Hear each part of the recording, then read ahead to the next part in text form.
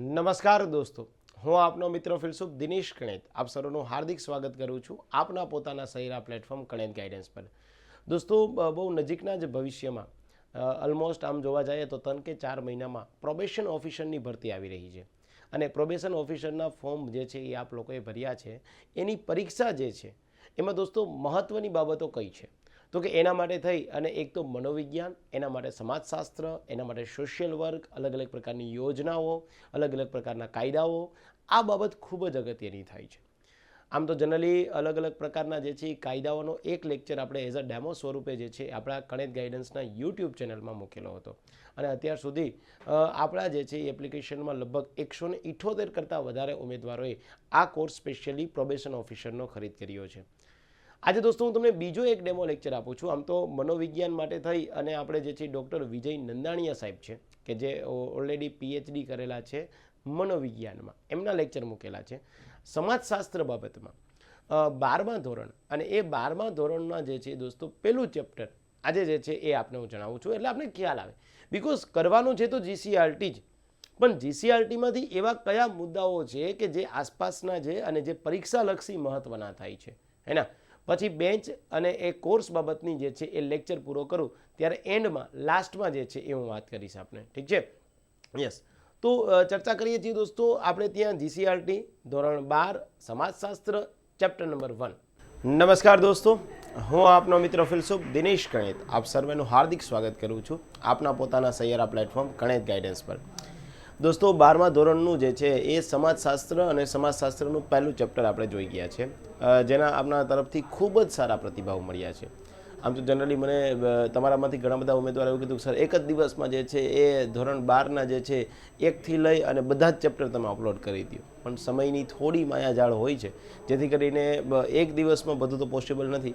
Because આપ લોકો આટલો સારો પ્રતિભાવ આપો છો દોસ્તો, એનું કારણ એ છે કે આપને કન્ટેન્ટ મળે છે અને આપણે પરીક્ષાલક્ષી જે છે હું અને તમે ચર્ચા કરી શકીએ છીએ. આની સાથે સાથે દોસ્તો એપ્લિકેશનમાં જે છે એ જેવું ધોરણ 12 અપલોડ થશે અને 12 અપલોડ થશે એની સાથે સાથે આના એમસીક્યુ પણ અપલોડ થઈ જશે. ઓકે, જેથી કરીને આપણે એપ્લિકેશનમાં એમસીક્યુ પણ જોઈ લેવાના છે અને જે ડિસ્ક્રિપ્ટિવમાં છે એ હું અને તમે અહીંયા ચર્ચા કરી લઈએ છીએ. ઠીક છે? ચલો, તો ધોરણ 12 છે દોસ્તો અને ધોરણ 12માં જે છે એ આપણું ચેપ્ટર નંબર 2 છે અને આ જે છે એ સમાજશાસ્ત્ર છે. શું નામ છે? ભારતીય સંસ્કૃતિ અને તેનો સમુદાય. પહેલા લેક્ચરમાં આપણે વસ્તીઓ બાબતની વાત કરી હતી, વસ્તી ગીચતાની વાત કરી હતી, વસ્તી ગણતરી કેવી રીતે થાય, વસ્તી ગણતરી ક્યારથી શરૂ થઈ છે એની વાત કરી હતી, એક સમાજની, એક ધર્મની, વંશની, જાતિની વાત કરી છે. આજે સ્પેશિયલી દોસ્તો આપણે જે છે આ ચેપ્ટરમાં વાત કરવી છે સંસ્કૃતિ અને સમુદાય વિશે. એક સંસ્કૃતિ એટલે શું? કોઈ પણ દોસ્તો જે છે એ દેશ છે અને એ દેશ જે છે એની સમૃદ્ધિ જે છે એ આજકાલના જે છે 21મી સદીની જનરેશનમાં તો કદાચ એવું બની શકે કે દેશની સમૃદ્ધિ જે છે એ આર્થિક પરિસ્થિતિઓના અનુસંધાને માપવામાં આવતી હોય, પરંતુ જ્યારે પ્રાચીન સમયગાળો હતો અને એ સમયગાળામાં જે છે દેશના વિકાસની જે છે ગતિવિધિઓ અને એ દેશના વિકાસની ગતિવિધિઓ હંમેશા જે છે એ એની સંસ્કૃતિના લીધે, એના કલ્ચરના લીધે જે છે માપવામાં આવતું હતું. આપ ઘણી વખત નથી વડવાઓ પાસે બોલતા કોઈ સામાજિક પ્રસંગમાં લગ્ન હોય ત્યારે કે ભાઈ આ તો હવે યાર તમારા જમાનામાં તો આવું કંઈ હતું નહીં, તમારા જમાનામાં તમે બધા બહુ સુધરી ગયેલા થઈ ગયા છો, આવા સેન્ટેન્સ તમે સાંભળ્યા હશે. હે, તો આ સંસ્કૃતિ શું છે? ભારતની સંસ્કૃતિ અને સભ્યતા આ આજકાલની નથી દોસ્તો. ભારતની સંસ્કૃતિ જે છે એની સભ્યતાઓ જે છે એ હજારો વર્ષ પુરાણી છે. મેં તમને વાત કરી હતી કે ભાઈ મેસોપોટેમિયા જે છે, ઇજિપ્ત છે, આ બધી સંસ્કૃતિની સમકક્ષ એવી ભારતની સંસ્કૃતિ છે. ગંગા નદીના પ્રવાહની જેમ જેનો સતત જે છે એ પ્રવાહિત થતો રહ્યો, સમય જતાં તેમાં નવા નવા તત્વો ઉમેરાતા ગયા છે અને 21મી સદીના પ્રારંભે ભારતીય સંસ્કૃતિ અનેકવિધ પાસાઓને સમાવતી ભાતીગળ સંસ્કૃતિ તરીકે ઉપસી આવી છે. આ દોસ્તો નથી કહેતા કે પરિવર્તન સંસારનો નિયમ છે. જેમ જેમ લાઈફમાં પરિવર્તન આવશે એમ લોકોની વિચારસરણીમાં પરિવર્તન તો આવવું જ જોઈએ અને જેમ જેમ લોકોની વિચારસરણીમાં પરિવર્તન આવશે એમ એમ લોકો જે છે એની સંસ્કૃતિ, એની ભાતીગળ કલા, એના પહેરવેશ આમાં પણ જે છે એ પરિવર્તન આવશે. અને ભારત દેશમાં જ્યારે આદિ માનવથી લઈ અને અત્યાર સુધીની જે છે અલગ અલગ સંસ્કૃતિ અને અલગ અલગ પ્રકારના પહેરવેશ અને અલગ અલગ પ્રકારની સભ્યતાઓ વિકસી છે, એમાં ક્યાંક ને ક્યાંક સિંહ ફાળો જે તે નદીઓનો બી છે, હે ને? કારણ કે આપણે દેશો જે છે એ બોલીએ જ છીએ સિંધુ સિંધુ સિંધુ, હિન્દુ હિન્દુ હિન્દુ, આવી રીતે, હે ને? તો સિંધુ સિંધુ સિંધુ હિન્દુ હિન્દુ હિન્દુ આવી રીતે જે છે એ આપણે ત્યાં હલાવવામાં આવી. ભારતીય સંસ્કૃતિના ઘડતરમાં અનેક લોકોએ સહયોગ અને બલિદાન આપ્યું છે. કોઈ પણ સંસ્કૃતિ, કોઈ પણ દેશનો વારસો કંઈ એમને એમ નથી જળવાતો. આના માટે જે છે એ દોસ્તો હજારો લોકોએ જે છે એ પોતાની પ્રાણની આહુતિ આપી છે. એ પછી દેશના જે છે એ શહીદ થયેલા જે છે એ જવાનો હોય કે સ્વતંત્ર સંગ્રામમાં જે છે એ શહીદ થયેલા જે છે એ આપણા જવાનો હોય, આ બધાએ પોતાની જે છે પોતાની આહુતિ આપી છે. ત્યારે એક સારી સંસ્કૃતિ અને ત્યારે એક સારો રાષ્ટ્ર બની ગયો છે. અહીંયા તમારે ખાસ યાદ રાખવાની છે દોસ્તો, સામાન્ય રીતે તમે કોઈ પણ બાબત જોવો છો ત્યારે તમને કહેવામાં આવતું હોય કે આર્મી, એરફોર્સ, નેવી માટે અલગ જોગવાઈ કરવામાં આવેલી છે. અહીંયા પરીક્ષાના સંદર્ભમાં યાદ રાખજો દોસ્તો કે આપણા દેશમાં આર્મી છે, આપણા દેશમાં નેવી છે, આપણા દેશમાં જે છે એ એરફોર્સ છે. આર્મી અને એરફોર્સનો એક્ટ 1950માં આવ્યો અને નેવીનો એક્ટ 1957માં આવ્યો. આ યાદ રાખજો, આર્મી, એરફોર્સ અને નેવી. ઓકે, આ ત્રણેયના એક્ટ છે. આ ત્રણેયના એક્ટ ખાસ યાદ રાખજો. આર્મી અને એરફોર્સ હોય તો એનો એક્ટ ક્યારે આવશે? 1950. નેવીનો એક્ટ ક્યારે આવશે? 1957. ત્યારબાદ તેથી જ અન્ય પ્રાચીન સંસ્કૃતિઓ નામશેષ થઈ, પરંતુ ભારતની પ્રજાએ પોતાની સાંસ્કૃતિક વારસો જાળવી રાખ્યો છે. કોઈ પણ દેશની સંસ્કૃતિ જળવાય છે તો એના પટાગણમાં, એના જે છે બેઝમાં કયું હોય છે? લોકોના વિચાર હોય છે. આજે સંસ્કૃતિ જે છે એ જળવાય છે તો એના વિચારો છે દોસ્તો, હે ને? એને જાળવવા માટે થઈ અને લોકોના બલિદાન છે, એના માટે થઈ અને સરકારના પ્રયત્નો છે. ચૂંટાયેલી સરકારો વારંવાર પ્રયત્ન કરે છે કે આપણો વારસો જળવાય. તમે સામાન્ય રીતે દોસ્તો જોતા હશો કે આપણા દેશમાં કોઈ પણ પ્રકારના જે છે એ સાંસ્કૃતિક મહત્ત્વના સ્થળ હોય ને એ હંમેશા જર્જરિત હાલતમાં હોય. આવા સમયે માની લે કે આપ લોકો જાઓ, આપ ગુજરાતના પ્રવાસે નીકળો અને એ ગુજરાતના પ્રવાસે નીકળો છો એ દરમિયાન તમને રાણકી વાવ, આપણને જે છે એ ચાંપાનેર, પાવાગઢ બહુ પુરાતત્વીય સ્થળ છે, પણ ત્યાં જે છે એ એની જાળવણી એટલી જ ખરાબ દ્રષ્ટિએ થતી હોય. એટલે સરકારે શું કર્યું છે? સરકારે એક નવો પ્રોજેક્ટ લાવ્યા છે. આ પ્રોજેક્ટને ખાસ યાદ રાખજો. આને કહેવાય adopt the heritage project. Adopt the heritage project. Okay, આને યાદ રાખજો. આનો મતલબ શું થયો દોસ્તો કે ભારત દેશમાં કોઈ પણ ખાનગી સંસ્થાઓ છે, એ ખાનગી સંસ્થાઓ જે છે એ કોઈ પણ આવા પુરાતત્વીય મહત્ત્વના સ્થળ હશે અથવા રાષ્ટ્રીય સ્મારક હશે, એને એડોપ્ટ કરશે, યાની કે એને દત્તક લેશે. જો એડોપ્ટ ધી હેરિટેજ, હેરિટેજ એટલે પુરાતત્વીય અથવા તો રાષ્ટ્રીય મહત્વનું સ્થળ, એડોપ્ટ એટલે દત્તક. અને આ દત્તક લીધા બાદ એની જાળવણી કરવાની જવાબદારી તમામ પ્રકારની જે છે એ ખાનગી સંસ્થાની છે. ફોર એન એક્ઝામ્પલ તરીકે આપણે જોઈએ તો લાલ કિલ્લો છે, એ લાલ કિલ્લો આપણા માટે રાષ્ટ્રીય સ્મારક થઈ ગયું, આપણા માટે પુરાતત્વીય મહત્વનું સ્થળ થઈ ગયું. આની જાળવણી કરવા માટે લાલ કિલ્લાને એડોપ્ટ ધી હેરિટેજ પ્રોજેક્ટ અંતર્ગત ભારત સરકારે જે છે એ એક ગ્રુપ છે જેને કહેવાય દાલમિયા ગ્રુપ, અને આ એક બહુ મોટી ઇન્ડસ્ટ્રીઝ છે. આ બહુ મોટા જે છે એ કોર્પોરેટ ટાઇકૂન છે, આમને જે છે એ સંચાલન કરવા માટે આપી દીધો. તો હવે શું થશે? તો કે ભાઈ લાલ કિલ્લાનું તમામ પ્રકારનું સંચાલન, એનું રંગરંગાન કરાવવું, એમાં કોઈ પણ પ્રકારના જે છે એ કેફેટેરિયા જે છે એ ડેવલપ કરવો છે, એમાં કોઈ પણ પ્રકારના શૌચાલયની સુવિધાઓ વિકસાવવી છે, ત્યાં સ્વચ્છતા વિકસાવવી છે. આ બધી બાબત સરકારે નથી જોવાની, આ બધી બાબત એડોપ્ટ ધી હેરિટેજ પ્રોજેક્ટ અંતર્ગત દાલમિયા ગ્રુપે જોવાની છે. તો આ શું થઈ જશે કે ખાનગી કંપની અથવા ખાનગી આવા લોકોને પણ જે છે એ આપણે આ સરકારનો પ્રયત્ન થયો છે, હે ને? મુદ્દો એ જ છે દોસ્તો, સમજવાનું આ જ છે. બાકી તો આ વસ્તુ તમને તમારી બુકમાંથી મળવાની છે. આ વસ્તુ તમે જોઈ જજો, ક્યાંય ન મળે એવું ન થાય. આ વસ્તુ તમારે જે છે એ એક તમારે એને પ્રેક્ટિકલ એક્ઝામ્પલ જોવાનું થાય. વિશ્વમાં ભારતની સંસ્કૃતિ પ્રાચીન અને ભવ્ય ગણાય છે, વિશ્વગુરુ બનવા તરફ આગળ વધી રહ્યા છે, આપ જાણો છો. ભારતીય સંસ્કૃતિના અર્થ શું છે એની વ્યાખ્યા છે. MCQ ટાઈપમાં તમને આવામાં ક્વેશ્ચન મળી રહેશે. ભારતીય સંસ્કૃતિ એટલે શું? તો કે માનવતા, સહિષ્ણુતા, વિશાળતા, એકતા, બિનસાંપ્રદાયિકતા અને સાતત્યના લક્ષણ ધરાવતી સંસ્કૃતિ એટલે ભારતીય સંસ્કૃતિ. આ યાદ રાખજો દોસ્તો, તમને ક્વેશ્ચન પૂછી શકે. એક તો આખી ડેફિનેશન આપી દેશે અને ડેફિનેશન આપી દીધા બાદ તમને પ્રશ્ન પૂછશે કે આ ડેફિનેશન કોના દ્વારા આપવામાં આવેલી છે. તો યાદ રાખવું, ભૂપેન્દ્ર બ્રહ્મભટ્ટ નામના વ્યક્તિ દ્વારા. એક તો ભારતીય સંસ્કૃતિ માનવતા, શબ્દ શું છે? માનવતા, સહિષ્ણુતા, હે ને, આપણી સંસ્કૃતિ દોસ્તો જે છે એ બહુ વિશાળ છે. આપણી સંસ્કૃતિ કોઈ દિવસ જે છે એ કોઈ એક ધર્મથી પ્રેરિત નથી રહી. આપણા ધર્મમાં બિન સાંપ્રદાયિકતા છે કે ભારત દેશની સંપત્તિ જે છે એ સંપત્તિમાં, ભારત દેશની સહિષ્ણુતામાં, ભારત દેશની સંસ્કૃતિમાં હિન્દુ, મુસ્લિમ, શીખ, ઈસાઈ બધાનો યોગ્ય માત્રામાં ફાળો છે. અને ભારત દેશનો અલ્ટિમેટ ઈરાદો શું છે? હિન્દુસ્તાન એટલે હિન્દુઓનું હિન્દુસ્તાન નહીં. હિન્દુસ્તાન જે છે એ કોઈ એક ધર્મના નામથી દેશનું નામ નથી પડ્યું. એટલે એવું નહીં કહી શકાય કે ભાઈ હવે માત્ર ને માત્ર જે છે હિન્દુ લોકો ભારતમાં રહેશે. નહીં, હિન્દુ, મુસ્લિમ, શીખ, ઈસાઈ અથવા અન્ય કોઈ પણ પ્રકારના લોકો અહીંયા સારી રીતે રહી શકે. અને અહીંયા જે છે એ ભાઈચારાની ભાવનાઓ જે છે એ જળવાશે.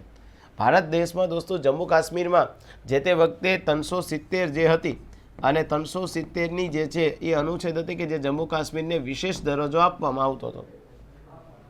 આ 370ની કલમ જે છે એ કોને બનાવેલી હતી? યાદ રાખવાનું, એન ગોપાલસ્વામી અયંગર. એન ગોપાલસ્વામી અયંગર. ઓકે, તો હવે શું થઈ ગયું કે આપણે જમ્મુ કાશ્મીરમાંથી 2019માંથી જે છે એ આ કલમ કાઢી દીધી. એટલે હવે જમ્મુ કાશ્મીર પણ ભારતમાં આવી ગયું છે. મતલબ પહેલાં બી ભારતમાં જ હતું, પરંતુ પહેલાં એક ભારત શ્રેષ્ઠ ભારતનો નારો શાયદ નહોતો. પહેલાં એક દેશમાં બે બંધારણ, એક દેશમાં બે રાષ્ટ્રધ્વજ હતા. જમ્મુ કાશ્મીરને પોતાનો અલગથી ધ્વજ હતો. આવું તો ન થવું જોઈએ. એટલા માટે થઈ દોસ્તો ભારત દેશ જે છે એ સંસ્કૃતિની સાથે સાથે એકતા અને અખંડિતતાની ભાવનાઓ છે એની સાથે વિકસે છે. ભારતીય સંસ્કૃતિ લાગણીઓની અને બુદ્ધિની પૂજા કરવાની સંસ્કૃતિ છે. અહીંયા લાગણીઓની પૂજા થાય, બુદ્ધિની પૂજા થાય છે દોસ્તો, હે ને. ઉદાર ભાવના અને નિર્મળ જ્ઞાનના સંયોગથી જીવનમાં સુંદરતા લાવનારી સંસ્કૃતિ એટલે કઈ છે? તો કે ભારતની સંસ્કૃતિ છે. બીજી બાબત છે જ્ઞાન વિજ્ઞાનનું સંયોજન કરી સંસારમાં સમાધિતા પ્રસારવી પ્રયત્ન કરનારી સંસ્કૃતિ છે. જ્ઞાન વિજ્ઞાન મતલબ ભારતીય સંસ્કૃતિમાં જે છે એ આધુનિકતા આવી છે. તો આધુનિકતા આવી છે તો એના જ્ઞાનમાં, એના વિજ્ઞાનમાં એ આધુનિકતા આવી ગઈ છે. આજે માની લો દોસ્તો જે છે કે ભારત દેશમાં કોઈ વ્યક્તિ કોઈ સ્કૂલમાં ભણે છે અને એમને ગણિત અને વિજ્ઞાનમાં બહુ સારી રુચિ છે. કોઈ બાળક જે છે એ સ્કૂલમાં ભણે છે અને એની ગણિત વિજ્ઞાનમાં બહુ સારી રુચિ છે, એ બહુ સારા એક્સપેરિમેન્ટ કરે છે, એ બહુ સારા પ્રયોગ કરે છે, તો એ બાળકને યોગ્ય પ્લેટફોર્મ મળે જેથી કરીને એ બાળક યોગ્ય પ્રતિનિધિત્વ કરી શકે છે. એના માટે થઈ અને આપણે ત્યાં અટલ ઇનોવેશન મિશન લાવ્યા છે. એના શું લાવ્યા? Atal innovation mission. કે ભારત દેશમાં જે છે કોઈ પણ બાળક જે છે એ બાળક જ્યારે ગણિત વિજ્ઞાનમાં જે છે એના અલગ અલગ પ્રકારના પ્રયોગને જે છે એ પ્રોત્સાહન આપવા માટે થઈને શું લાવ્યા? અટલ ઇનોવેશન મિશન છે. કે જેથી કરીને એને પ્રોત્સાહિત કરવામાં આવે, જેથી કરીને એને કોઈ પણ પ્રકારના પ્રયોગ કરવા માટે થઈ અને સારી એવી કીટ અથવા તો સંસાધન પ્રોવાઈડ કરવામાં આવે. કોઈ બાળક ગરીબ છે અને એ ગરીબ બાળક છે એને કોઈ આવું સંશોધન કરવું છે તો એ બાળક માટે થઈ અને જરૂરી પ્લેટફોર્મ પૂરું પાડવામાં આવે, નાણાકીય ભંડોળ પૂરું પાડવામાં આવે અને એક બાળક જે છે એને આવા કોઈ પણ પ્રયોગ કરવા છે તો એને યોગ્ય માત્રામાં ગાઈડશીપ પણ આપવામાં આવે, મેન્ટરશીપ બી આપવામાં આવે. તો કહેવાનો તાત્પર્ય શું થઈ ગયો છે દોસ્તો કે આ સંસ્કૃતિ અને ગણિત અને વિજ્ઞાન યાની કે જ્ઞાન અને વિજ્ઞાનનું પણ એક પ્રકારનું સંયોજન છે. ભારતીય સંસ્કૃતિ એટલે નિરંતર જ્ઞાનની શોધ કરવા સતત આગળ વધતી અને જગતમાં જે કંઈ સુંદર શિવ અને સત્ય દેખાય છે તેને લઈને વિકાસ પામનારી સંસ્કૃતિ છે. એટલે જ કહેવાય છે ને સત્યમ શિવમ સુંદરમ. ભારત દેશની સંસ્કૃતિ એટલે દોસ્તો શું છે તો કે જ્ઞાનની નિરંતર શોધ અને જ્ઞાનની શોધ કર્યા બાદ પણ ભારતીય સંસ્કૃતિમાં જે છે એ હજી સુધી આપણે ત્યાં નકારાત્મક બાબત નથી આવી. આપણી સંસ્કૃતિ દિન પ્રતિદિન આગળ વધી રહી છે પણ એમાં જ્ઞાનનો વધારો થાય છે ને જ્ઞાનનો વધારો કરીને પણ લોકો જે છે પોતાના ધર્મને કે પોતાની સંસ્કૃતિને નથી ભૂલ્યા. આ વિડીયો જ્યારે હું શૂટ કરું છું દોસ્તો જાન્યુઆરીમાં 2025માં, એ દરમિયાન આપ જોજો તમારા પાસે ઘણી બધી સારી રીલ્સ આવી હશે. એ રીલ્સમાં તમે IITN બાબા આવું કંઈક નામ સાંભળ્યું છે. IITN બાબા એના પ્રયાગરાજ અલ્હાબાદ માં જે મહાકુંભ ચાલે છે એ મહાકુંભમાં એક વ્યક્તિ છે કે આઈઆઈટી જે છે એ બોમ્બેથી જેમણે એરોસ્પેસમાં જે છે એ એન્જિનિયરિંગ કર્યું છે અને એ એરોસ્પેસમાં એન્જિનિયરિંગ કરનારો વ્યક્તિ IITN બાબા કે જે પોતાના સારા વિચારોથી જે છે બહુ ફેમસ થઈ ગયા છે. જીવનનો મૂળભૂત મંત્ર શું છે? જીવનમાં જે છે એ યોગ શું મહત્વ છે એ તમે એમની રીલ્સ જોઈ હશે તો એમના વિચારો તમને ખબર પડી હશે કે એના વિચારો કેટલા સારા છે. મતલબ વ્યક્તિ એટલો સારા પગારદાર નોકરી, સારી ઇન્સ્ટિટ્યૂટ, આઈઆઈટી જે છે એ બોમ્બે છોડી અને એ વ્યક્તિ જે છે એ ભારત દેશની સંસ્કૃતિને આગળ વધારવા, કારણ કે જે સાધુ સંત છે, જે મહંત છે, એ જ એકચ્યુઅલમાં તો ભારત દેશની સંસ્કૃતિને આગળ લઈ જાય છે. એ જ તો જે છે ભગવાન અને વ્યક્તિ વચ્ચેનું એક પ્રકારનું માધ્યમ છે. તો કહેવાનો તાત્પર્ય એ છે કે દોસ્તો આપણે ત્યાં જે છે એ આવા લોકો કે જે સત્યમ સુંદરમ અને શિવમની જે છે એ ભાવનાથી લઈ અને આગળ વધી રહ્યા છે. ભારતીય સંસ્કૃતિના લક્ષણો તમને શું જોવા મળે છે? ભારતીય સંસ્કૃતિ દુનિયાની ઘણી બધી સંસ્કૃતિઓ છે એ ઉદ્ભવી છે અને નાશ પામી છે અને એની પોતાની કંઈક ને કંઈક વિશેષતાઓ રહેલી છે. ઘણા બધા ઉથલ પાથલ થયા હોય, ઘણી બધી સંસ્કૃતિઓ નાશ પામી હોય, એનું એક કારણ શું હોય? તો કે એનું એક કારણ દોસ્તો હોય છે કુદરતી આફત. હે ને, કોઈ પણ સંસ્કૃતિ નાશ પામે છે તો બહુ જોરદારનું કોઈ પૂર આવ્યું છે, ધરતીકંપ આવ્યો છે, દરિયાકાંઠે કોઈ પણ પ્રકારની સંસ્કૃતિ હતી, નદી કાંઠે હતી, નદી કિનારે હતી અને ભયંકર માત્રામાં પૂર આવ્યું અને સંસ્કૃતિ વિનાશ પામી ગઈ, સંસ્કૃતિના તમામ લોકો મરી ગયા. અથવા તો જે છે એ અન્ય રાષ્ટ્ર, અન્ય શાસક અને અન્ય શાસકનું જે છે એ આક્રમણ થયું. અન્ય શાસકે આક્રમણ કર્યું જેથી શું થયું? તો કે આ તમામ પ્રકારના જે છે એ લોકોને મારી નાખવામાં આવ્યા અથવા તો એને પોતાના તાબા હેઠળ કરી દેવામાં આવ્યા. સંસ્કૃતિ નાશ પામવાના મેઇન બે કારણ છે, એક તો આફત અથવા તો આક્રમણ. સાતત્ય સાથે પરિવર્તન એ પણ ભારતીય સંસ્કૃતિનું એક લક્ષણ છે. આપણે ત્યાં જે છે એ સાતત્ય એટલે શું? ધીરે ધીરે. આપણે ત્યાં એવું નથી કર્યું કે ભાઈ પહેલાં આજે કોઈ વ્યક્તિએ ધંધો ચાલુ કર્યો છે તો એ ધંધો ચાલુ કરવામાં જે છે એ પહેલા દિવસે વ્યક્તિએ 1 લાખ રૂપિયો કમાણો, બીજા દિવસે 2 લાખ કમાણા અને ત્રીજા દિવસે 5 લાખની નુકસાની ગઈ. એવું નથી કર્યું. ધીરે ધીરે કોન્સ્ટન્ટ ડેવલપમેન્ટ કરતા જઈએ છીએ આપણે. એક સાથે તરત જ ઊંચાઈએ નથી ચડી જવું. ગ્રાઉન્ડ ફ્લોરથી જે છે એ પાંચમા ફ્લોર સુધી ચડવું નથી, પણ ground ફ્લોરથી 1st, 2nd, 3rd, 4th, 5th તબક્કા વાઇઝ, હે ને, જેથી કરીને કોઈ પણ વ્યક્તિને નુકસાન ના થાય, કોઈ પણ વ્યક્તિ જે છે એ સંસ્કૃતિથી નારાજ ના થાય અને સંસ્કૃતિની પોતાની વાર્તાઓ, સંસ્કૃતિની પોતાની જે છે યોગ્યતા જે છે એ જળવાઈ રહે. કેટલાય આંદોલન થયા, નવજાગરણ થયા, જૈન છે, બૌદ્ધ ધર્મનો પ્રચાર છે વગેરે ક્રાંતિકારી પરિવર્તન થતાં સંસ્કૃતિના મૂળભૂત તત્વો જાળવીને ભારતીય સંસ્કૃતિએ જે છે અલગ અલગ પ્રકારનું જે છે સમાયોજન સાધ્યું છે. ભારત દેશમાં દોસ્તો જે છે ઘણા બધા આંદોલન થયા છે. એ આંદોલન પછી કદાચ બની શકે કે રાષ્ટ્રીય આંદોલન હોઈ શકે, એ બની શકે કે કોઈ સમાજ સુધારક માટેનું પણ આંદોલન હોઈ શકે છે, એ બની શકે કે કોઈ મિલ મજૂર માટેનું આંદોલન હોઈ શકે છે, હે ને. ગાંધીજી દ્વારા જે છે કોઈ આંદોલન કરવામાં આવ્યું હોય તો એ દેશની સ્વતંત્રતા માટેનું આંદોલન હતું. અનસુરિયાબેન સારાભાઈ દ્વારા જે છે આંદોલન કરવામાં આવ્યું હોય તો એ મિલ મજૂર માટેનું આંદોલન હતું. રાજા રામમોહન રાય દ્વારા જે છે એ આંદોલન કરવામાં આવ્યું હોય તો એ સમાજ સુધારક માટેનું છે, હે. તો આવા અલગ અલગ પ્રકારના આંદોલન અને એની સાથે જૈન ધર્મ, બૌદ્ધ ધર્મનો પ્રચાર આ બહુ જ મહત્વનો થાય છે. જૈન અને બૌદ્ધ ધર્મનો પ્રચાર અને એ પ્રચારના માધ્યમથી જે છે એ સંસ્કૃતિનું સમાયોજન થયું છે. ભારતીય સંસ્કૃતિ જેવી વિવિધતાઓ બહુ ઓછી સંસ્કૃતિમાં જોવા મળે છે. ભારતની સંસ્કૃતિમાં અનેક જાતિ, અનેક જ્ઞાતિ, લોકો તેમજ વિવિધ ભાષા, ધર્મ, ઉત્સવ, કલાઓ અને સંગીત અને નૃત્યનો સમાવેશ થાય. ભારત દેશમાં દોસ્તો, હે ને, તમને અલગ અલગ પ્રકારની સંગીત અને અલગ અલગ પ્રકારના નૃત્ય જોવા મળે છે.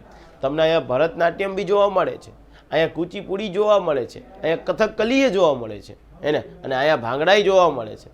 અને ગુજરાતમાં રહેતા હોય તો અહીંયા જે છે એ તમને કોઈ લગ્ન પ્રસંગમાં જાઓ તો તમને જે છે એ નાગીન ડાન્સે જોવા મળે છે. આ નૃત્ય તો ન કહેવાય, કારણ કે આપ મેરેજમાં જાઓ ને દોસ્તો, મેરેજમાં જાઓ ને ટૂંક ટૂંક ટૂંક ટૂંક રમવાનું ચાલુ થાય. અમુક ભાઈઓ એવા હોય જેને રમતા ન આવડતું હોય, એ સીધું ઢૂમ ઢૂમ ઢૂમ એટલે બસ પણ, એને બીજા એકાદો ભાઈઓ બીજા ભેગા હોય, એ સીધો રૂમાલ કાઢીને આમ ઠૂક ઠૂક ઠૂક, એને સીધો મદારીયું બનવું છે. બસ જિંદગીમાં મદારી વેળા ના ગયા, સીધા નાગીન ડાન્સ, બીજા એકેય ડાન્સ આવડતા જ નથી. આવું જોજો નમૂના હોય ઘણા.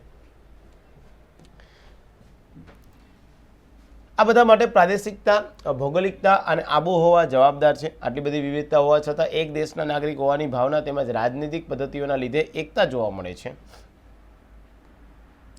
જો આનું તમારે બેસ્ટ એક્ઝામ્પલ લઈ શકાય. રાજનૈતિક પદ્ધતિઓના લીધે એકતા જોવા મળે છે. ભારત દેશમાં કોંગ્રેસ છે, ભારત દેશમાં ભાજપ છે, આ ઇન્ડિયન નેશનલ કોંગ્રેસ છે અથવા તો BJP છે, કોઈ પણની સરકાર આવે, રાજકીય પોતાના દરેકના જે છે એ દ્રષ્ટાંત અલગ હશે, રાષ્ટ્રીય પોતાની અલગ અલગ વિચારસરણી હશે, પણ એ દેશના વિરોધની વિચારસરણી ચલાવી લેવામાં નહીં આવે. અને કોઈ જે છે એ પક્ષ છે એ દેશની વિરુદ્ધની કોઈ વિચારસરણીવાળો પક્ષ બનતો નથી. હે ને?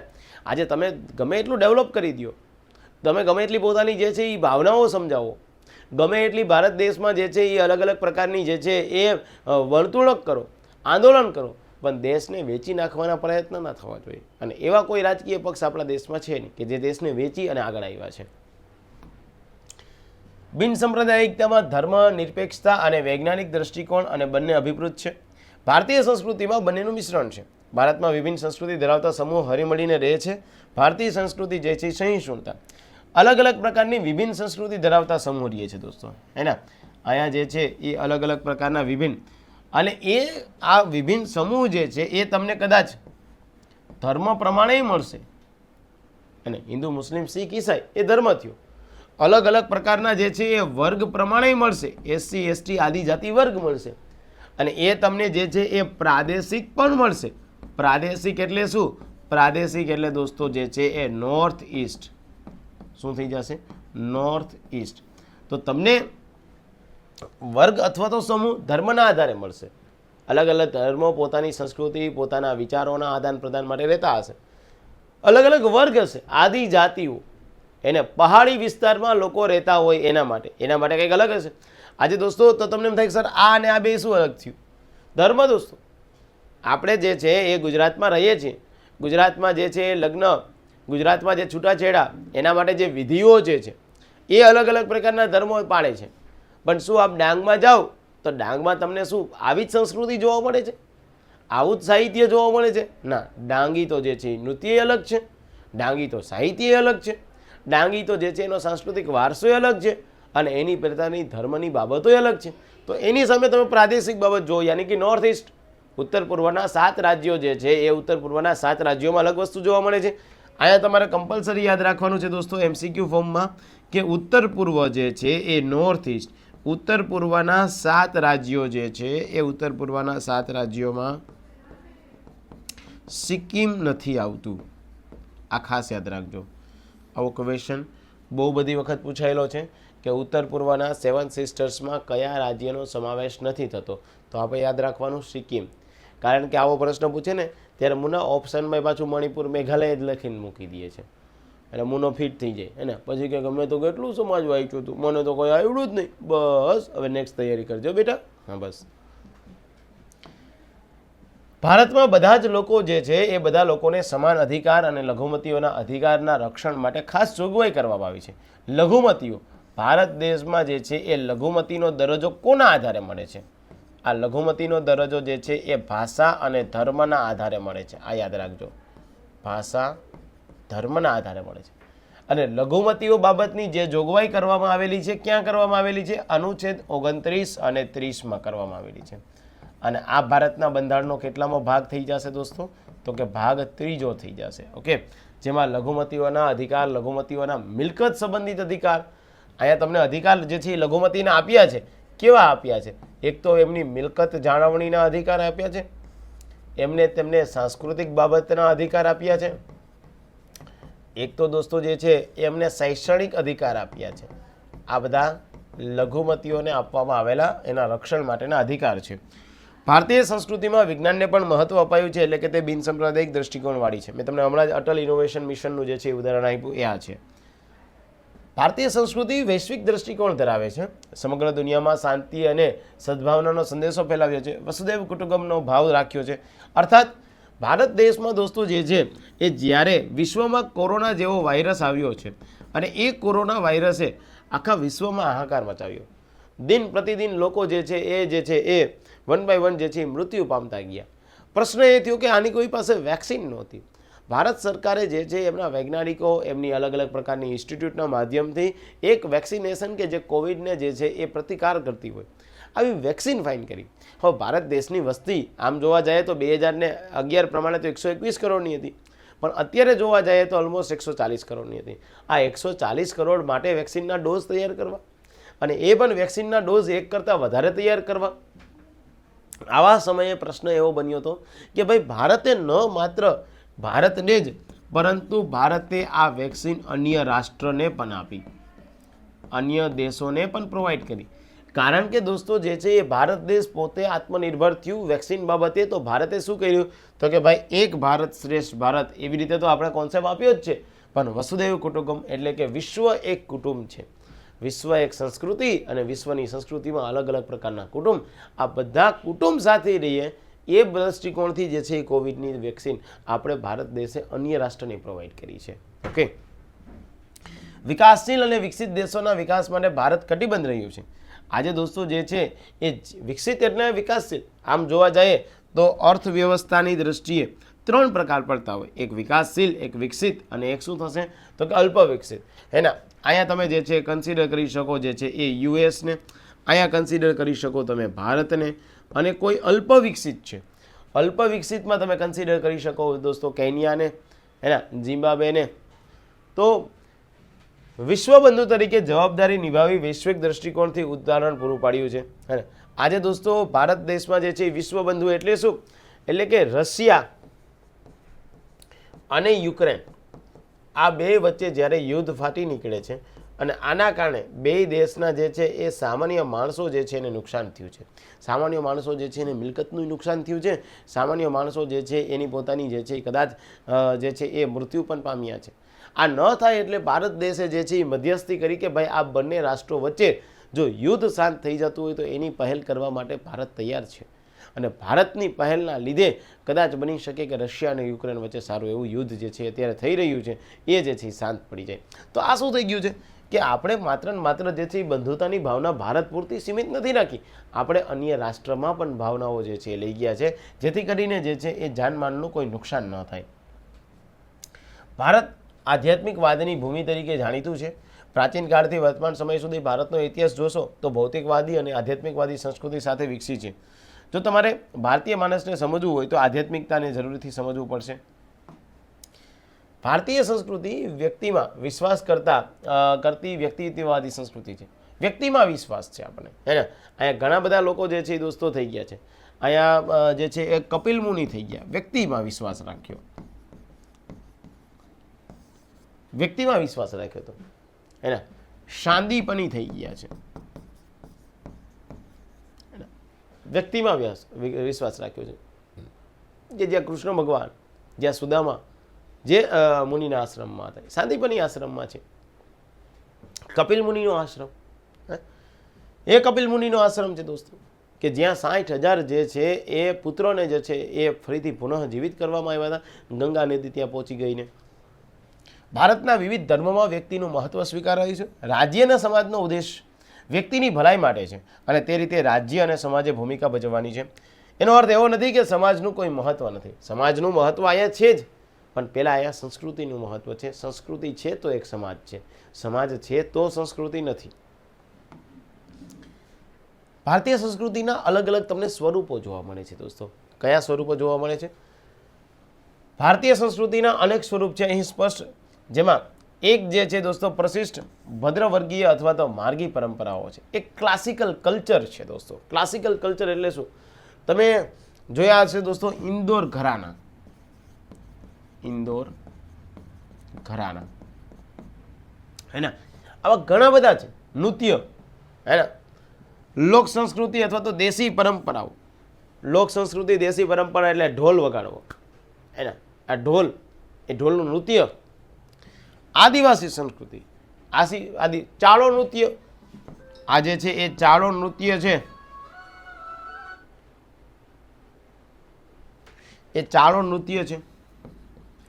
ડાંગી નૃત્ય છે. ઓકે, ચાલો. તો અલગ અલગ આ તમારા MCQમાં પૂછી શકાય, એટલે આને સ્ટાર કરી દેજો. ભારતીય સંસ્કૃતિના સ્વરૂપો જે છે એક ક્લાસિકલ કલ્ચર, એક ફોક કલ્ચર અને એક ટ્રાઇબલ કલ્ચર છે. Okay, done. ભારતીય સંસ્કૃતિના પ્રશિષ્ટ પરંપરાઓ વિવિધ વિદ્યાશાખાઓની ભાષાઓ, કલાઓનો સમાવેશ થાય છે. એમાં ધર્મશાસ્ત્ર એટલે ધર્મ સંબંધી, નીતિશાસ્ત્ર એટલે આચાર એથિક્સ, જ્યોતિષશાસ્ત્ર, હે ને, અને એની સાથે દોસ્તો જે છે એ એસ્ટ્રોનોમી, એસ્ટ્રોલોજી, ધર્મશાસ્ત્ર, રિલિજિયસ. આપણે ત્યાં જે છે એ ધર્મ એટલે કે આ અલગ અલગ પ્રકારની પરંપરાઓ છે એના બેઝમાં શું છે, એના બેઝમાં ધર્મ છે. આપણે શું કામ દોસ્તો, પછી ધર્મ અલગ અલગ હોઈ શકે, ધર્મના દેવસ્થાન અલગ અલગ હોઈ શકે. આજે જે છે હિન્દુ છે તો એ કોઈ દેવી દેવતાઓને પૂજે છે, હે ને? તો એ દેવી દેવતાઓ જે છે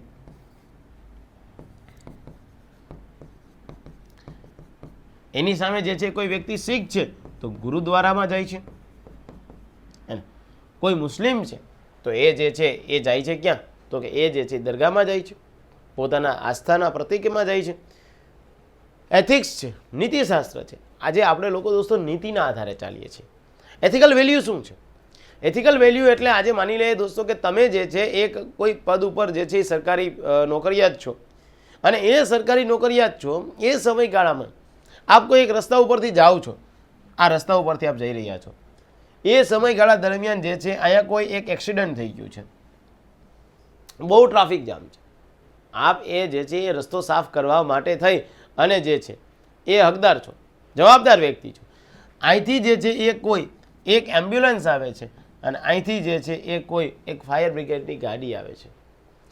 આ જે છે એ એમ્બ્યુલન્સ છે, આ જે છે તમારી ફાયર બ્રિગેડની ગાડી. કોઈ એક જ નીકળી શકશે, ગાડી એકથી વધારે નહીં નીકળી શકે. તો પ્રાયોરિટી નીતિમત્તાના આધારે તમારે નક્કી કરવું પડશે કે ફાયર બ્રિગેડની ગાડીને જવા દેવી કે પછી જે છે એ તમારી એમ્બ્યુલન્સને જવા દેવી. આને કહેવાય નીતિશાસ્ત્ર. આ તમારી રીતે વિચારજો, હે ને? હા, પછી એકાદો વોટ્સઅપમાં મેસેજ કરજો આ લેક્ચર જોવો ને તો કે સર એમ્બ્યુલન્સને જવા દેવી પડશે, બીજો કહેશે સર ના ના ના ફાયર બ્રિગેડને જવા દેવી પડશે. આવા પ્રશ્ન હોય ને, હે ને? ચલો તો આવી જાય પાછા. જ્યોતિષશાસ્ત્ર, અવકાશ વિજ્ઞાન છે, ખગોળશાસ્ત્ર છે, જ્યોતિષશાસ્ત્ર છે, ઓકે, દર્શનશાસ્ત્ર, ફિલોસોફી, સંગીતશાસ્ત્ર, નાટ્યશાસ્ત્ર છે, વ્યાકરણશાસ્ત્ર છે, આયુર્વેદ. આપણા દેશમાં દોસ્તો જે છે એ બધી બાબતનો સમન્વય કરી અને આપણે ત્યાં જે છે એ એક આયુષ એવું મંત્રાલય ડેવલપ કરેલું છે. આને ખાસ યાદ રાખજો, ઓકે. યોગ દિવસની જેટલી પ્રવૃત્તિઓ થાય છે, આ યોગ દિવસની પ્રવૃત્તિઓનું સંચાલન કોણ કરે છે? યોગ દિવસની પ્રવૃત્તિઓનું સંચાલન આયુષ મંત્રાલય કરે છે. આના માટે તમારે ફૂલ ફોર્મ કમ્પલસરી યાદ રાખજો, હે ના? ઘણી બધી પરીક્ષાઓમાં પૂછાયેલું આયુષ શું છે, એક જગાએ લખ્યું કે વ્યક્તિનું નામ છે. વ્યક્તિનું નામ નથી, મંત્રાલયનું નામ છે. જેમ ગૃહ મંત્રાલય છે, નાણાં મંત્રાલય છે, સમાજ કલ્યાણ મંત્રાલય હોય, આવી રીતે આયુષ મંત્રાલય છે. આને શું બોલાય? Ayurveda, yoga and naturopathy. Ayurveda, yoga and naturopathy, Unani, Siddha and homeopathy. Ayurveda, yoga and naturopathy. જો યોગા એન્ડ નેચરોપેથી આમાં એક સાથે જ છે, એન ક્યાંય છે નહીં, પરંતુ એન આવે ફૂલ ફોર્મમાં. Ayurveda, yoga and naturopathy, Unani, Siddha and homeopathy. આ ક્વેશ્ચન, અને આ તો હું બોલ્યો છું, લખતો નથી, પણ ફૂલ ફોર્મ તમે લખી દેજો અહીંયા, હે ને? તમારી બુકમાં તમે મેન્શન કરી દેજો. અને વાસ્તુ અને શિલ્પ, આર્કિટેક્ચર છે દોસ્તો, હે ને? આપણે ત્યાં જે છે એ આર્કિટેક્ચર. આજે તો ઘણી બધી નવી નવી બિલ્ડિંગો બની રહી છે દોસ્તો, હે ને? અલગ અલગ પ્રકારના જે છે એ શિલ્પકારની જે છે વસ્તુઓ બની રહી છે. અલગ અલગ પ્રકારના શાસ્ત્રો જે છે એનો મૂળ સંસ્કૃત ભાષામાં રચાયેલા છે. જુદા જુદા ગ્રંથોમાં ભારતીય સંસ્કૃતિના વિવિધ પાસાઓ જેની ચર્ચા કરવાની જરૂરિયાત છે. આ પરંપરાઓ વિવિધ વિષયોની કુશળતા પ્રાપ્ત કરવા માટેના સાધનો અને તાલીમના અનિવાર્યતા રહેતી હોય છે. આ બધા જે છે એ સાધન, આ બધા અલગ અલગ પ્રકારના શાસ્ત્ર એ શેના માટે ઉપયોગી થાય? એક તો દોસ્તો જે છે એ આપણને તાલીમ માટે ઉપયોગી થાય છે કે ભૂતકાળમાં આવી વસ્તુ હતી જેથી ભવિષ્યમાં આવી વસ્તુ ન થાય, એટલે વર્તમાનમાં તમને આવી તાલીમ આપવામાં આવે. ઉલ્લેખ કરવાનો છે કે સંસ્કૃત ભાષા એ જનસામાન્યની ભાષા ન હોવાના લીધે ભદ્ર વર્ગ સુધી જ સીમિત હતી. ભદ્ર એટલે એક ઉચ્ચ વર્ગ, હે ને? આજે સામાન્ય રીતે કેવું થાય છે દોસ્તો કે તમને કોઈ એવું કહે કે ગુજરાતીમાં જે છે એ તું ગાળું બોલ, તમે કહો વાહ યાર મને મજા આવી છે, મને તો આવું જ ગમે છે. હા, ગાળું બોલવું ગમે તો હા, હિન્દીમાં ગાળું બોલ, તો કે હા એ હું બોલી દઉં, કોઈ વાંધો નહીં, મને તો મજા જ આવે છે એમાં. ઇંગ્લિશમાં ગાળું બોલ, એ ન મેળ આવે. સંસ્કૃતમાં ગાળું બોલ, ના એ ને. આવું બધું ખરાબ કામ કરવાના થતા નથી. મતલબ કે જ્યારે કોઈ સંસ્કૃતિ છે દોસ્તો, આને મજાકમાં જ લેજો, સંસ્કૃતિ છે એમાં જે લોકબોલી છે એ લોકબોલી લોકો વચ્ચે બોલાય તો લોકોને બહુ સરળ લાગશે. લોકો એના વિશે ઘણું લખશે, લોકો એના વિશે રિસર્ચ કરશે, પરંતુ જ્યારે કોઈ અઘરી બાબતો આવી જાય, સંસ્કૃત છે એ શીખવું હોય તો એના માટે કલા જોઈએ. તો આવી સંસ્કૃત જે છે એ અમુક વર્ગ સુધી જ જે લોકો ભણેલા ગણેલા છે, જેનું ભાષા બાબતનું ઊંડાણપૂર્વકનું નોલેજ છે, એ વર્ગ જે છે એ જાણે છે. ચલો ભણેલા ગણેલા નથી, પણ જેને ભાષા બાબતનું નોલેજ છે એ આ વર્ગ સંસ્કૃત જાણે છે, પણ જેને નોલેજ જ નથી, જાણતા જ નથી, ક્વેશ્ચન ક્યાં આવીને ઊભો રહેશે? ચાલો, આ પરંપરા ભિન્ન જે છે એ ધર્મ સંપ્રદાયના તત્વો ઉમેરાતા ગયા અને એના દ્વારા જે છે એક ભાતીગળ સંસ્કૃતિ જે છે એ વિકસી છે. બીજી બાબત, લોક સંસ્કૃતિ અને દેશી પરંપરા. લોક સંસ્કૃતિ માનવ સમાજ જેટલી જૂની છે, લોક સંસ્કૃતિને આદિ માનવની મનોવૈજ્ઞાનિક અભિવ્યક્તિ તરીકે ઓળખવામાં આવે છે. MCQ તરીકે યાદ રાખજો. લોક સંસ્કૃતિ એ લોક સમૂહનું સહિયારું એક નિજી સર્જન છે. લોક સંસ્કૃતિ જે છે એ કોનું? તો કે લોક સમૂહનું. જનજીવન પોતાના રસ, રુચિ, સવલતો, સુવિધાઓ, ભૌગોલિક પરિસ્થિતિ અનુસાર કેટલીક પ્રણાલીઓ આરંભે છે, જે આગળ જતા રિવાજ અને રૂઢિ રૂપે લોકજીવનનું મુખ્ય અંગ બની જાય છે. અલગ અલગ પ્રકારની રૂઢિ રિવાજ છે દોસ્તો, અલગ અલગ પ્રકારની સુવિધાઓ છે, અલગ અલગ પ્રકારની ભૌતિક બાબતો આપણને આપવામાં આવતી હોય, એ જે તે દેશ, જે તે સમાજ, જે તે સંસ્કૃતિ સાચવે છે. અને પછી એક પ્રકારની પરંપરા બની જાય છે. પરંપરા શું બની જાય છે? પરંપરા જે છે એ લોકો જાળવે તો એ પરંપરાની સાથે એની સંસ્કૃતિ જળવાશે.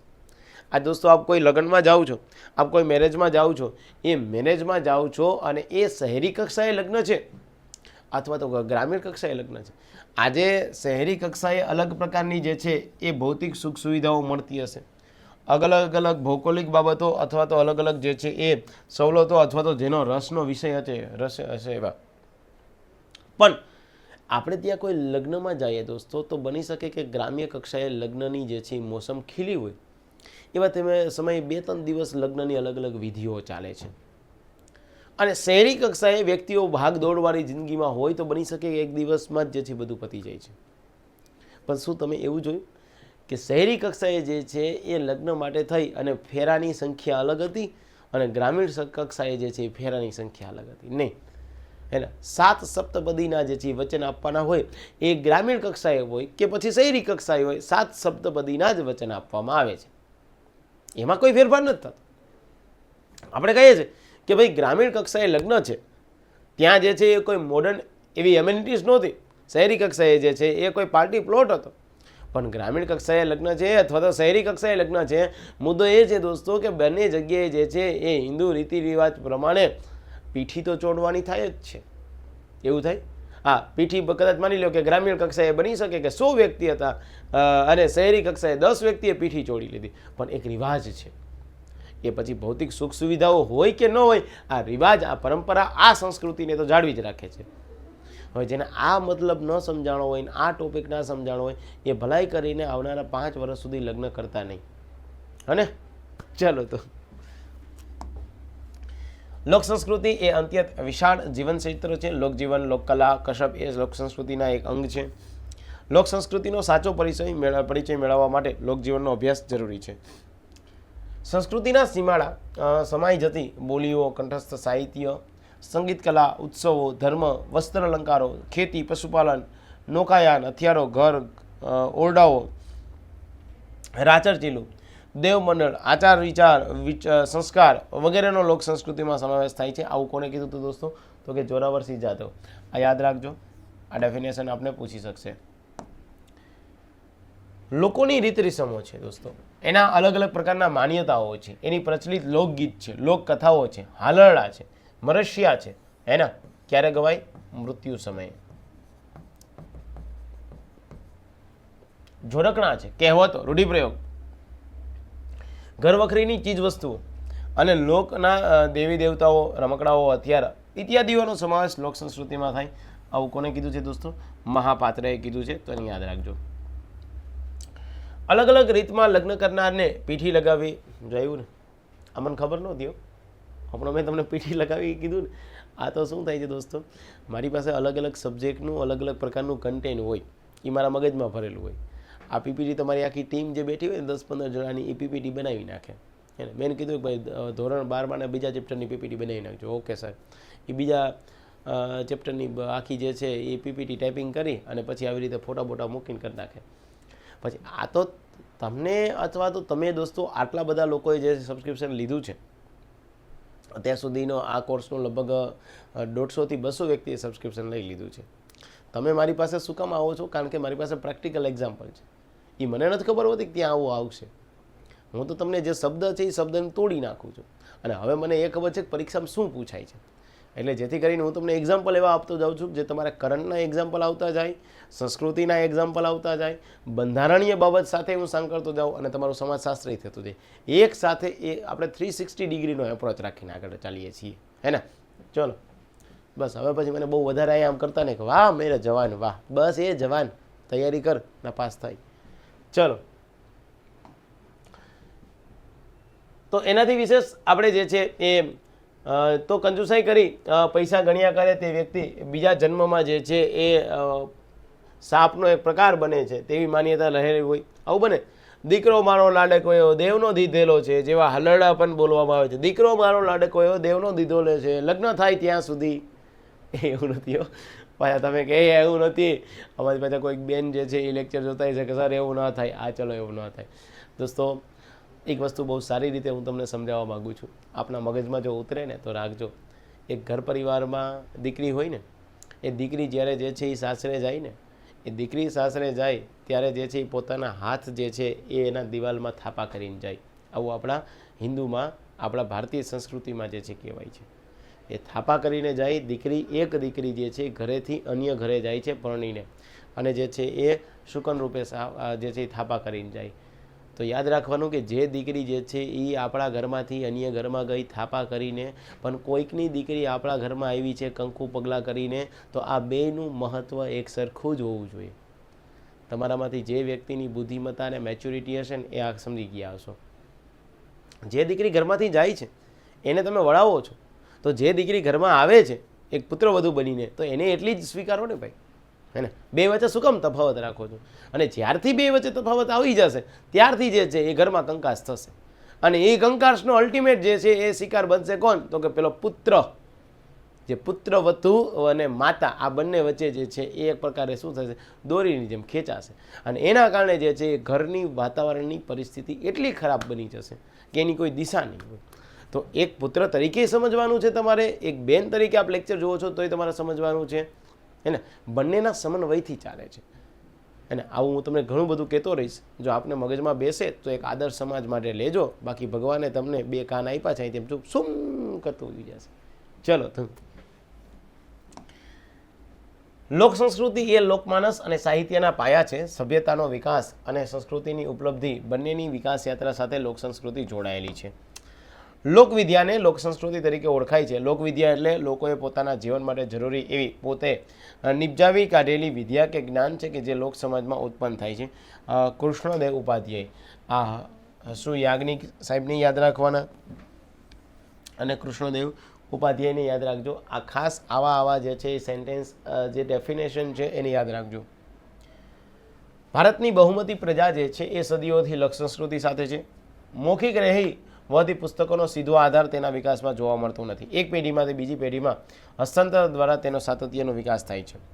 ભૌગોલિક રીતે વિશાળ પ્રદેશ અને વિવિધ આબોહવા ધરાવતા ભારતમાં ભૌગોલિક વાતાવરણનું મુજબ લોક સંસ્કૃતિ જોવા મળે છે. મહદઅંશે કૃષિ અર્થવ્યવસ્થાવાળા દેશોમાં અને ગ્રામ્ય પરિવેશમાં લોકગીતો, નાટ્ય સ્વરૂપો, ચિત્રકલા જે છે એ વિકસી છે. ગ્રામ્ય કલા એ દોસ્તો તમે જોયા હશે કે અલગ અલગ પ્રકારના નાટ્યો થતા હોય. હવે તો જો કે શહેરી કક્ષાએ નાટ્યો થાય છે, હે ને? એ નાટ્યોમાં તમને કોઈ પણ પ્રકારનો સારો જે છે એ સંદેશો આપવાના પ્રયત્ન જે તે યુવક મંડળ દ્વારા થતા હોય. ફોર એક્ઝામ્પલ તરીકે પાંડુરંગ શાસ્ત્રી અને એ પાંડુરંગ શાસ્ત્રી જે છે એનો સ્વાધ્યાય પરિવાર, પાંડુરંગ શાસ્ત્રી અને એનો સ્વાધ્યાય પરિવાર, આ લોકો દોસ્તો જ્યારે જન્માષ્ટમી હોય તો એ જન્માષ્ટમી સમયે અલગ અલગ પ્રકારના જે છે એ નાટકો, શેરી નાટકો કરતા હોય. અને શેરી નાટકોના બેઝ ઉપરથી મેં એક વખત જોયું હતું, બહુ સારું એ ભાઈઓએ જે છે એ પોતાનો રોલ પ્લે કર્યો હતો. અને એ લાસ્ટમાં જે છે તમને સંદેશો આપે છે કે ભાઈ આ નાટકના માધ્યમથી અમે તમને આવી સમજ આપવા ઈચ્છતા હતા, હે ને? તો આ નાટ્ય સ્વરૂપો જે છે એ અલગ અલગ પ્રકારના વિકસેલા હોય છે. આદિવાસી સંસ્કૃતિ, લોક સંસ્કૃતિ આ સંદર્ભમાં ઘણું જે છે એ સામ્યતા ધરાવે છે. અલગ અલગ પ્રકારના પહેરવેશ છે. આપ દોસ્તો જે છે એ અલગ અલગ પ્રકારના પહેરવેશ જોવા મળતા હોય. આપ જુઓ દોસ્તો કે ભાઈ જે લોકો ભરવાડ કોમ્યુનિટી છે હેના, જેમાં નાના ભાઈ મોટા ભાઈ હોય છે, નાના ભાઈ મોટા ભાઈ, આનો પહેરવેશ કંઈક અલગ છે હેના. એક જે છે એ રબારી સમાજ છે, તો રબારી સમાજનો પહેરવેશ કંઈક અલગ છે. તમને મહેર સમાજ જે છે એ પોરબંદરમાં ખાસ જોવા મળશે, એનો જે છે એ પહેરવેશ કંઈક અલગ છે. તો આવા અલગ અલગ પ્રકારના પહેરવેશ છે. શ્રૃંગાર હેના, બહેનો દ્વારા જે છે એ શ્રૃંગાર કરવામાં આવતો હોય, બહેનો દ્વારા, ભાઈઓ દ્વારા નહીં. હા, રોજિંદા ભોજનનું વૈવિધ્ય અને સાથે અલગ અલગ પ્રકારની બાર ગામે બોલી બદલાય એવી ઉક્તિઓ જે છે એ ભારતમાં સોંપે છે. ગુજરાતમાં ગરબા છે, ભાંગડા છે, પંજાબમાં, મહારાષ્ટ્રમાં લાવણી નૃત્ય છે એને કાપણી સમયે ક્રોપિંગ કરો ત્યારે, આસામમાં બિહુ નૃત્ય છે વગેરે. દેશ વિદેશમાં જે છે એ આવી સંસ્કૃતિ વિકસી છે. આને તમે ખાસ યાદ રાખી દેજો એને.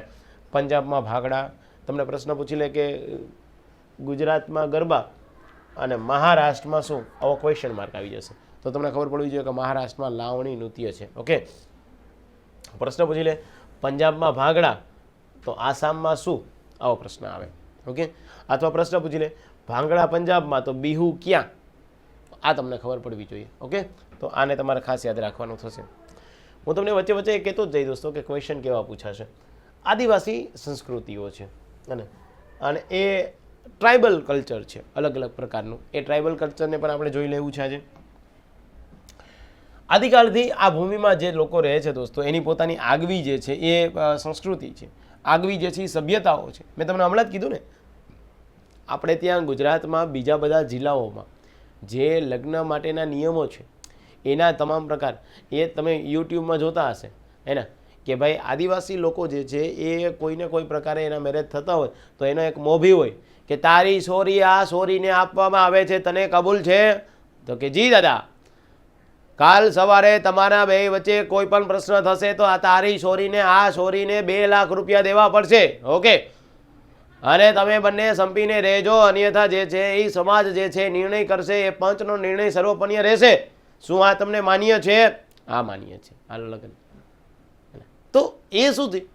પાછા તમે એવું ન વિચારતા હાલે આ તો સારું આવડે છે, હા ધંધો કરીને બીજો કંઈક ધંધો પકડો તો બસ સલાહ નથી દેવી, સહકાર દેવાનો છે હે ને, મને સલાહ નથી દેવાની, સહકાર દઈ દો ઘણો છે. ઓકે, આદિવાસી સંસ્કૃતિ શાસ્ત્રીય કે પ્રશિષ્ટ અને લોક સંસ્કૃતિથી થોડી જુદી પડે છે. આદિવાસી સંસ્કૃતિ લોક સંસ્કૃતિના ઘણા તત્વો ધરાવે છે. આદિવાસી સંસ્કૃતિમાં પ્રાચીન અને આધુનિક બંનેનો સમન્વય જોવા મળે છે દોસ્તો. કારણ કે આદિવાસી લોકો પણ હવે જે છે એ સમયની સાથે સાથે બદલાતા થઈ ગયા છે.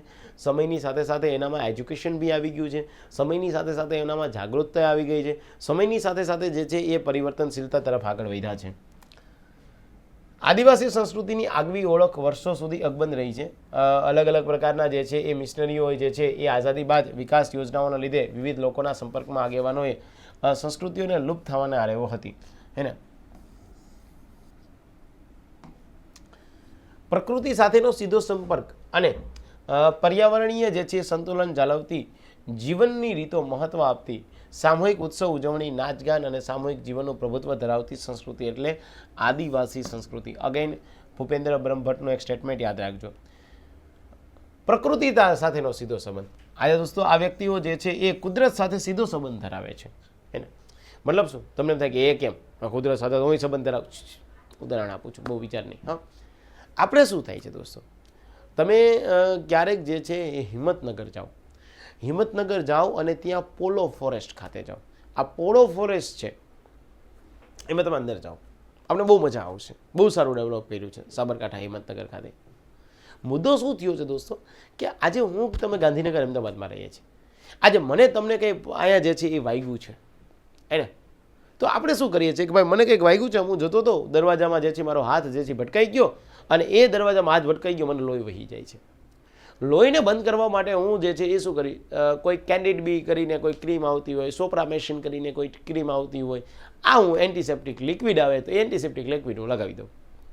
એની સામે પોલો ફોરેસ્ટમાં એક વસ્તુ તમને સારી જોવા મળે કે ત્યાં તમારો ગાઈડ હોય એ શું કરે છે કે એ તમને એવું કરી દે છે કે ત્યાં જે કોઈ વૃક્ષ છે એ વૃક્ષમાંથી કોઈ પણ પ્રકારનું થડ છે એ થડનું જે છે એ તમને અહીંયા જે છે એ લગાવી દે. પછી કે સાહેબ હવે તમારે દવાની જરૂર નહીં પડે. તો કે વાહ યાર આટલું સારું થઈ ગયું. હા, આ કુદરતી સંબંધ છે, સમજો છો? આને કુદરતી સંબંધ કહો. એ પ્રકૃતિ સાથે છે, કુદરત સાથે સંબંધ ધરાવે છે. તમે કહો કુદરત તો મારે છે, એવું નહીં. આ ભણીએ છીએ આપણે, તો આને ભણવાની દ્રષ્ટિકોણથી તમારે લેવાનું છે. ત્યારબાદ આદિવાસી સંસ્કૃતિના 4 લક્ષણો છે. એક તો કદમાં નાની હોય દોસ્તો, કારણ કે એ કોઈ પ્રદેશ પ્રમાણે જ વિકસી હોય. એમાં વિવિધતા જોવા મળતી હોય તમને, એની વિશિષ્ટતાઓ હોય છે અને સ્વાવલંબન હોય છે. આ 4 લક્ષણો આદિવાસી સમાજના ભૌગોલિક જે છે એ સંબંધો ધરાવે છે. આને તમારે MCQના ફોર્મમાં ખાસ યાદ રાખવાનું થાય. આદિવાસી સંસ્કૃતિના 4 લક્ષણોમાં કયા?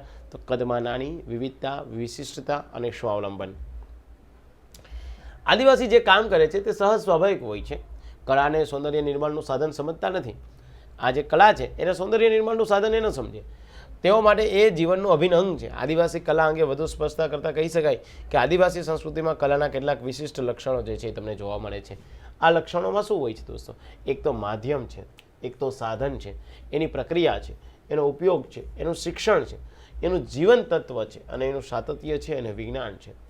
આ આદિવાસી જે છે સંસ્કૃતિમાં આ બધી જ બાબતનો સમાવેશ થાય છે. આ એના લક્ષણોમાં સમાવેશ થાય છે, હે ને? જો તમને એમ થાય કે સર અહીંયા લર્નિંગ શું થયું? શિક્ષણ. આનું ઉદાહરણ જુઓ. તમે આદિવાસી મોડેલ સ્કૂલ જોઈ હશે.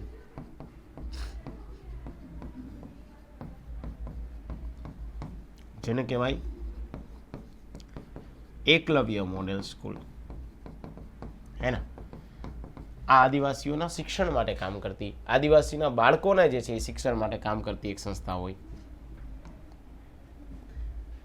રાઠવાઓના પીઠોળા ચિત્ર, ચૌધરીઓના નવાના ચિત્રો, કુકણિયાઓના પસલીના ચિત્રો, ભીલોની ભારાડી, ભીલ ગરાસિયાના જે છે ગોત્રજના ચિત્રો, એમ અનેક સ્વરૂપો જે છે આદિવાસી ચિત્રકલા સાથે સંકળાયેલા છે. આને અગેન તમારે યાદ રાખવાનું છે ભાઈ MCQમાં કે પીઠોરા ચિત્ર કોના ફેમસ છે, તમારે યાદ રાખવાનું.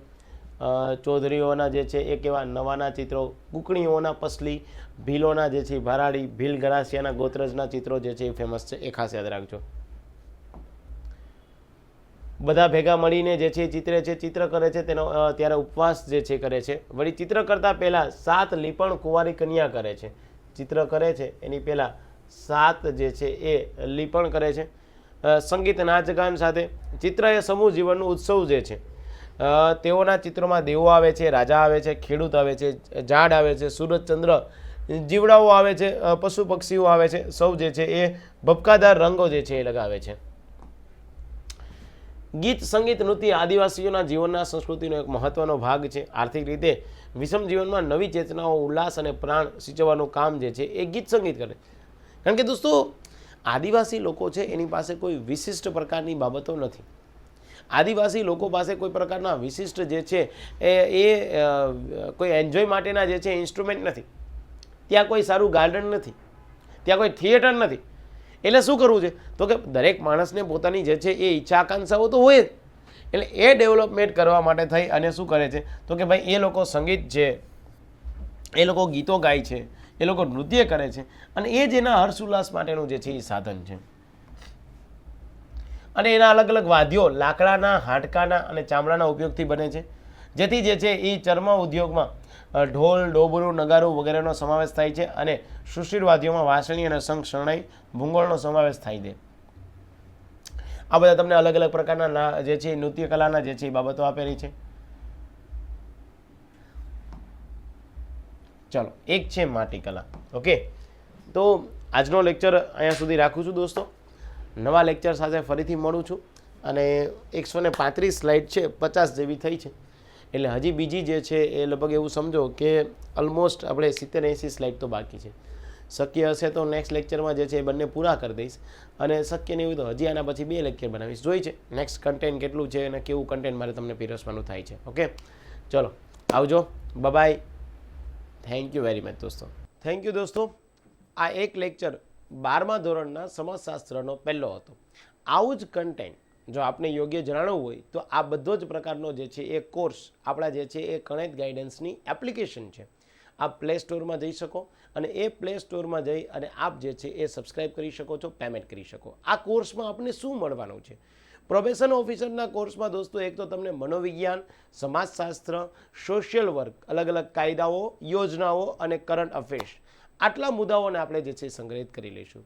એની સાથે સાથે જો આપ ગણિત અને રિઝનિંગ સાથે જે છે આ લેવા ઈચ્છો છો તો આનો જે છે એ મેથ્સ અને રિઝનિંગ તમને નીરજ ભરવાડ સરનું હું આપીશ. અને જો વિધાઉટ મેથ્સ રિઝનિંગ એટલે કે પ્રોબેશન ઓફિસરના કોર્સમાં આપણે ગણિત રિઝનિંગ નથી જોતું, માત્ર જે છે એ આપે કોઈ કન્ટેન્ટ જોઈએ છે, થિયરી જોઈએ છે, તો એનું અલગથી જે છે એ પ્રાઇસ છે. બંને કોર્સ આપણે ત્યાં જે છે એ પ્લે સ્ટોરમાંથી અવેલેબલ છે. એની સાથે સાથે દોસ્તો આ દરેકે દરેક મનોવિજ્ઞાન અને દરેકે દરેક સમાજશાસ્ત્ર આની ચેપ્ટર વાઇઝ જે છે એ ટેસ્ટ MCQ ફોર્મમાં આ પણ આપણે અપલોડ કરી દીધેલી છે, જેથી કરીને આપને જે છે એ લેક્ચર જોઈ લો અને લેક્ચર પછી જે છે એના MCQ સોલ્વ કરી લ્યો. એનાથી વિશેષ દોસ્તો જ્યારે એક્ઝામ જે છે આવશે એની પહેલાં 120 માર્કનું એક આવા જે છે હું તમને 5 મોડેલ પેપર આપવાનો છું અને આ 5 મોડેલ પેપર જે છે એનાથી આપ આપની તૈયારીનું જે છે સ્વ મૂલ્યાંકન કરી શકો છો. આ બાબતમાં અને આ જે આપણો કોર્સ છે દોસ્તો એ રેકોર્ડ સ્વરૂપમાં છે, યાદ રાખજો. એના મતલબ તમે તમારા સમયે તમારા ઘરેથી, તમારી લાઇબ્રેરીથી ગમે ત્યારે જે છે આ લેક્ચરને જોઈ શકશો. મુદ્દો બીજો છે દોસ્તો, તમને આમાં કંઈ ક્વેરી છે તો આપ જે છે એ મારા કોન્ટેક્ટ નંબર જે છે એમાં કોન્ટેક્ટ કરી શકો, બટ વોટ્સઅપ કરજો 7226926024. એના આજે જ આ કોર્સને સબસ્ક્રાઈબ કરો અને આપની તૈયારીને જે છે બૂસ્ટ આપો છો. થેન્ક યુ વેરી મચ દોસ્તો. આપ તમામ લોકો પ્રોબેશનનો અધિકારી થાવ એવી શુભકામનાઓ સાથે આવજો. બાય, સિયા. અને ખાસ પેમેન્ટ કર્યા બાદ મને વોટ્સઅપ કરી દેજો, એટલે આનું એક અલગ ગ્રુપ છે, આ ગ્રુપમાં હું આપને ખાસ જોડી દઉં છું. થેન્ક યુ દોસ્તો.